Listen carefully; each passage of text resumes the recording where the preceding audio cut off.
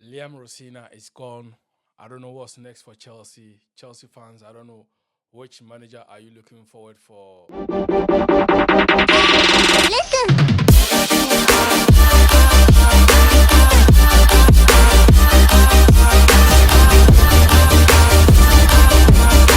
Liam Rosina is gone.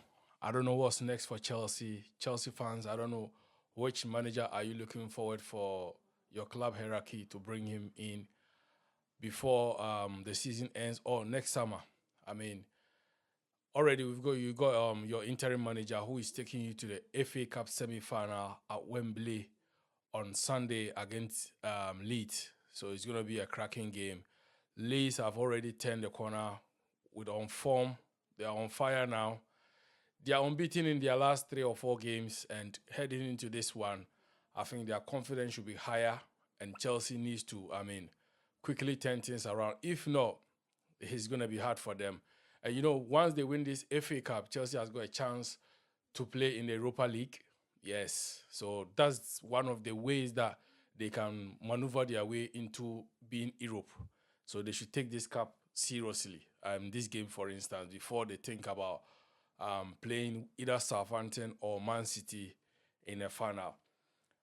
Let's talk to Chelsea fans here. Where did Liam Rosina get it wrong? First of all, I think his appointment to Chelsea as a manager was a wrong one. Just to get Liam, Enzo Maresca out and to replace him with Liam Rosina, I think it was very downgrading. He hasn't got a pedigree. He hasn't got even Plan A, not to talk about Plan B. And I think these are the factors where Chelsea fans are frustrated because when he's losing, he has no identity. His style of play has no identity. If he's winning, he has no identity. And it's one of the problems that they've got. And losing some key players like Rhys James, the club captain, Enzo Fernandez for suspension, and a couple of injuries. Cole Palmer has not been on form. Caicedo has lost his form. Kukurea has lost his form. There are a lot of factors combined here, but someone may say that Chelsea fans or Chelsea people have not been, considerate to him because he only came in the club in January and he's not been given opportunity to sign players of his wish or his type of players that he want to instill his philosophy in them. That's what the argument will be. But personally, let's put banter aside and everything. I think the Chelsea job is too big for him. Yes. He never dreamt of getting that job and it go over him, the occasion go over him and that's how it feels like. Yeah. So Leeds, on the other hand, getting into this final, they've already got a 40 points mark of the Premier League, which they are 9 points above relegation. So somehow, they are safe. Somehow. It's not mathematically over, but they are safe a bit now because Forest and Spurs and West Ham are the people that can match them on that points to drag them into that relegation battle. But few games left. They've only got 5 or 4 games left now for them. And one of them happens to be against Tottenham Hotspur. And I think that's going to be another 6 pointer for them. Once they win that game, then it's out. They're out. They will wipe out from that relegation side. So Daniel Farker, what can he do in this semi-final to get them over the line? One thing I would say is confidence. Yes. One thing I would say, Leeds heading into this game, it's all about confidence. Their confidence now, and Chelsea are short of confidence. Only when McFlynn, the interim manager for Chelsea, can put some confidence in the players in that 90 minutes or extra minute in that game. It's going to be a huge one for Chelsea, and it's going to be a huge one for Leeds. But Leeds, if they get into this game and get into the final, I think it's a bonus for them because them coming from Championship to the Premier League, I don't think they ever dreamt of getting to Wembley in the first place to talk about Champions League FA Cup semi-final. So it is what it is. But on Saturday, Man City also plays Southampton, and it's going to be another cracker. Southampton, on the other hand, they were the team that eliminated Arsenal from the competition. So if it was not Southampton and it was Arsenal, we could have seen another, repeat of that fixture that happened on Sunday. But unfortunately, Arsenal couldn't get over the line. Southampton were the better side in that game and they deserve to get into that semi-final. So City lost Rodri over the midweek against Burnley, and you could see the shape and the tactics that they played was a bit different. And they were not all roller coaster in that game because Bernardo Silva and what do you call it, Rico Riley, they were playing that double pivot role, and it was kind of way. But Burnley had some chance that they could have buried it, but I mean, City were too strong for them on that night. Yeah, so getting into this one, Pep Guardiola is already starting to think about treble, because he's already got a Carabao Cup. The Premier League, he's in a good position as well. He can win it, he can lose it. FA Cup, if he beats Southampton, then he's got another big chance into that that final to win it again. So if he manages to win the Premier League and win the FA Cup, that means he's won the treble. Nobody saw this coming. I promise you.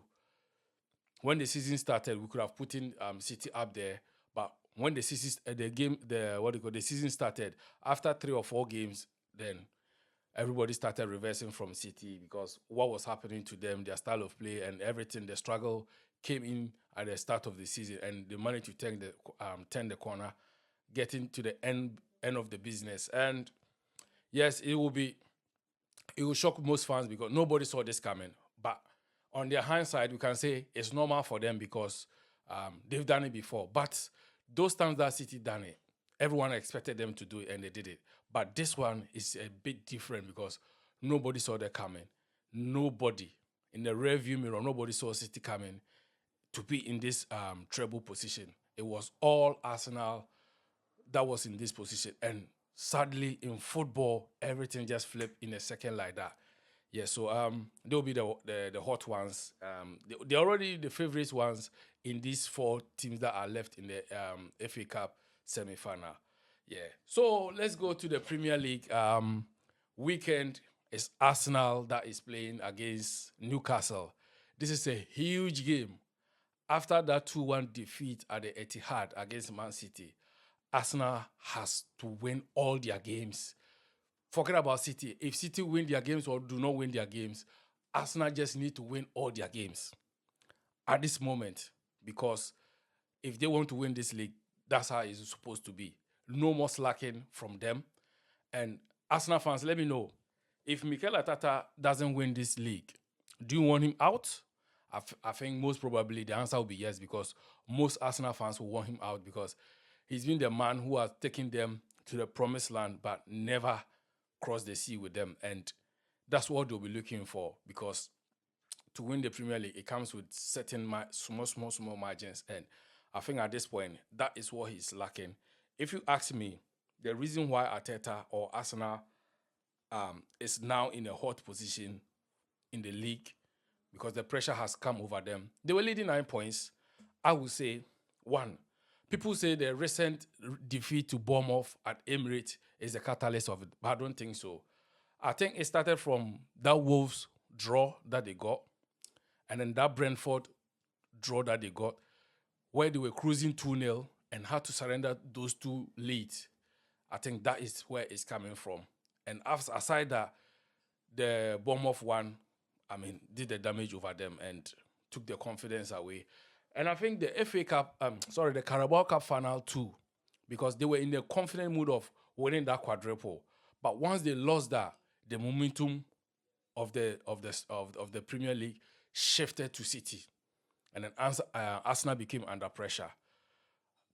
After that, they played Southampton, the same thing again, the same pressure. So I think this is where the character comes, and Mikel Arteta, he has to win this league. I want him to win it, and I'm backing him to win it because, me personally, I don't want to see City win this league. But if they win, whoever that wins, we'll give them their flowers. Yeah. So they play Newcastle. Eddie Howe on the other side of it, He's not won a couple of games for a while now. Lost to Crystal Palace 2-1 away. The away form has been bad, bro. Newcastle away form, is bleeding, I'm telling you. And then this weekend they played again. They lost. I don't know where it's coming from. And to head to Emirates against Arsenal, coming at the back of defeat against Bournemouth at home, bro. It's not easy. It's not easy for Arsenal. Yeah, but Newcastle will turn up to give them a good game, and they should be prepared because at least there's no Champions League this week. They've rested enough. They should be fitter and strong going into that game. And I know they are missing Saka and other key players, but it is what it is. Arsenal has to win this one. Yeah, Arsenal has to win. And then Liverpool plays what do you call it? Crystal Palace this weekend at home. Remember, Crystal Palace. Crystal Palace has been a thorn in the flesh for Liverpool this season. They've beaten them in the, what do you call it, Community Shield. Yes, they beat Liverpool and won it. In the league, they beat them, what do you call it, the first leg. Was it draw? I can't remember. Then, yeah, I think, yeah, they beat them. And then they beat them in the Carabao Cup where Arne Slot thought it was all rosy. And then he decided to play some French players in that game. And we got battered. So heading into this game as well, I know he might lose again. And, I mean, Crystal Palace has been one of the thorn in the flesh for Liverpool. They've been a bogey side for Liverpool. Liverpool has struggled to beat them in the last how many games now? We don't know. A lot of them. So Liverpool at home at Anfield, the pressure is on them. They need to win this game because they are 3 points off behind Aston Villa and Manchester United. So if Liverpool are able to win this one, they go closer to Manchester United and Villa, hoping they also draw points. And next week, after this weekend, it's Liverpool that travel to Old Trafford to play Manchester United, Michael Carrick's side. They've been on form of late, doing their business. So being their home game, I'm tipping Mo Salah his last Manchester versus Liverpool for him to do something. But anyway, yeah, so Liverpool will be looking to do that business. And this Premier League title that we are saying, yeah, I think there should be one team that people have not even clicked on that fixture, but I think that fixture is going to decide the league winner. We've got 22nd of May. Yes, Crystal Palace play against Man City. Yes, they play Man City. And I think on the 25th of May, I think, that's the last day, they play Arsenal. So it's a big one. I think Palace will have a say. And they are fan of doing this thing. When Liverpool were fighting City, when that year that Gerrard slept, it was Crystal Palace that did the business for Man City. And this time around, I mean, a couple of years ago, they've done it again, even I think against Tottenham as well, when Tottenham was looking to win the league against Leicester. They beat them as well before Chelsea even denting their hopes for declaring the winner on that night. So Crystal Palace will be up to Anfield to, spoil some party, Liverpool chances of getting into Europe, yeah. And then we've got a David Moyes derby. Well, we've got a David Moyes derby. That is West Ham versus Everton. He managed both clubs, and I think he really did well at West Ham, where he won them the European Conference League trophy. So they should be there, and it's going to be a cracking game. West Ham at this moment, they are fighting for their lives. They go a decent draw against Crystal Palace on Monday, and they'll be looking to follow up with this game with some good points to have a breathing space over Spurs, because at this moment it's getting tighter. Because if they don't win this game and Spurs win and Forest win, then they are in big trouble. So draw might be enough, but it depends what the other results happens or the next week's games happens. But at this moment, they should be aiming for 3 points for the safest side. And Everton, losing that Merseyside derby to Liverpool 2-1 in the last minute or the last kick of the game was a kick in the teeth for them. And last season, we saw the same when Liverpool were leading 2-1 and Tarkowski with a banger in that game to secure them a draw. And that was the same thing that Van Dijk also did, but his own was a header. So, yeah. So they'll be looking to bounce back from that derby defeat and head into. They're also in a position fighting for European position. If they win this game, they can go ahead of Chelsea. Yes, they can go ahead of Chelsea in this game. And we don't know. Is Evan going to do his former side a favor? No, I don't think so. He should be doing that because how they let him go. The fans didn't want him. He already secured you guys to be a Premier League elite club playing in the European competition. You played Europa, you played conference, and then all of a sudden, we want a manager who will make us play good football. Oh yeah, I don't chop him.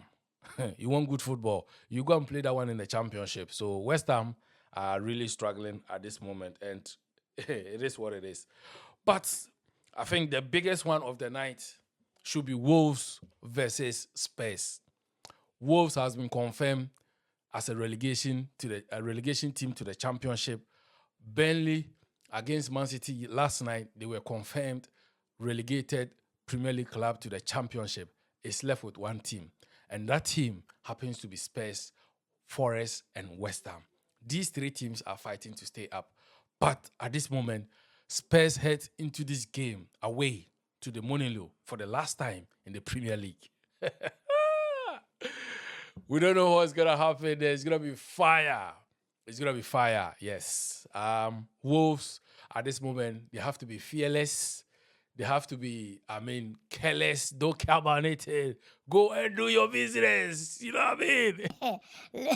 Wolves players, go and do your thing. You know, this is a justification for them. They've got decent players who are proving to be in the Premier League. And I think the rest of these games left should be their auditioning, you know. Just step on the page, do your baits, try to get other teams to sign you, those already in the Premier League or those coming. We've got teams like Coventry coming, we've got teams like Ipswich, it might be Millwall, it might be Middlesbrough, it might be anyone. Those coming, they might be getting some of these quality players in this Wolves side. So it's an audition for them. And Spurs deserve it, bro. This guy is in a hot water because he came, he saw, he has not conquered. Because a new manager bounce has not bounced yet. He's looking for that tennis ball to bounce, but it's not bounced yet. Could this be the weekend that De Zerbi is going to bounce as a new manager and get his first win? Probably yes, but it depends the character and the attitude of Spurs players. Let's be honest. Against Brighton, his former team at the weekend, they weren't that bad. You could see how they were playing, that there was a bit of confidence coming in them, but heads and shoulders dropped when they conceded, and then later on they marched on to score again, and last minute, Jorginho Rota spoiled the party, boom, scored, and then denied them of a win, made it 2-2, and Brighton really deserved that point in that game, especially performance of Mitoma and Dan Welbeck. So heading into this game, it's a huge game. Let's be honest, it's a huge game for Spurs, to be honest, because at this moment, there is not a big game for Wolves. Wolves are just there to spoil people's happiness. So, that's how it's going to be. And let's see on Sunday. Yeah, we've got one fixture on Sunday, and that is the Manchester United versus Brentford. Brentford of late, or the past seasons, has been the bogey team for Man United. They've not lost against them for a while now, and this is another one that they could go on and then win this game. But it's at Old Trafford, but Brentford, they don't know away and home. They are set pieces specialists, and I think that's what they will do. Looking at the Man United team that played against Chelsea over the weekend, let's be honest, if not Chelsea that is weak at this moment or poor at this moment, that defense, Chelsea should have beaten them. Mazraoui and Heaven, no disrespect to them, but the most central defenders that they have, the Delect, the Martinez, the Maguires, the whatever that they have were not there, and Chelsea even couldn't put offside goal past them. So it was. I mean, um, sad to see how Chelsea struggled to create chances against Man United in the first half, especially. In the second half, Chelsea even came into the game, but we are going to stick with Man United here. That heading into this game, Brentford also looking for European spot. Yes, if they win this game, they will also go above Chelsea. And at this moment, Everton, Brentford, Fulham, they are all licking their lips for that European spot. And even Brighton has gotten involved in this race. They're all looking for European spot, and it's going to be tight here. So, Man United, they could be winning this game to put everything on in bed for them. Or Brentford will be there to get draw or win this game for them. Yeah, so it's going to be tight. The other news is that last night, Lamine Yamal against Celta Vigo, they won 1-0. They got a penalty. He took it, and after that, he went down on the floor, and it was sad to see him go off after that performance that he put up. And I hope he make it to the World Cup, because at this moment he's gonna miss the rest of the season. And Barca fans, let me know where your struggle is gonna come from, because there's no Lamine Yamal, there's no what do you call him, Rafinha. So now it's up to Marcus Rashford and Ferran Torres to step up, and Daniel Mo and Co to do the business. I know you've got a few games left to go, and at the moment they are leading Real Madrid with 9 points. Hopefully, this is the time for Madrid to catch up if they struggle to get goals in these games and Madrid start winning games. But the problem is, even if Barcelona drop points, is Real Madrid going to pick up points? That is the problem. Madrid also got their own problems that they are dealing with. But yeah, it is what it is. It's going to be an exciting game. Come May, the next El Clasico, that has to be the final El Clasico of the season, because this time around they weren't able to meet in the Copa del Rey because they took different paths, and then the one left even before the other one got into that side. Yeah. And then Serge Gnabry of Bayern Munich is also likely to miss the World Cup. His season is also over. He also got injured today. It's hard to see how players are dropping like flies because they play too much football, and this is where the football governing body has to come in and give these players some rest. Imagine the start of September or August. These people, they have been playing 3 games in a week. Pause, go for international break for 2 weeks, and it's still the same, traveling. I mean, it's a lot for them. You guys, we know you. We, the fans, we love to see them playing every week, every day, 24 hours, right? But they are humans. They are not machines. You guys need to calm down and do something about it. Forget about their money that they are earning, because that's the quote that these people say, oh, they earn a lot of money, so they shouldn't be complaining. Bro, even a mechanical machine that you buy, the most expensive ones, when you use it and overuse it, it gets stuck and it get broke down. You understand? So, I mean, football governing body, you need to come into these players' aid, give them enough rest. And imagine this summer, another World Cup, that 38 degrees to 28 degrees in the USA, the Canada, the Mexico, it's going to be hot. And then straight after that, it's preseason. They are getting into the season. These players are going to get tired, exhausted. I'm telling you.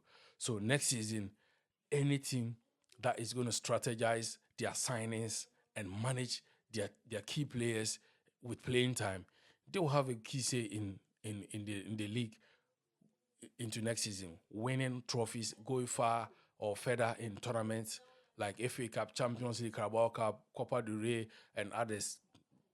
That's how it's gonna come. And I think most teams has to get a bigger squad as well, because it's gonna be a long season for them. So guys, that's all I have for you now. And Chelsea, say goodbye to Liam. Good night.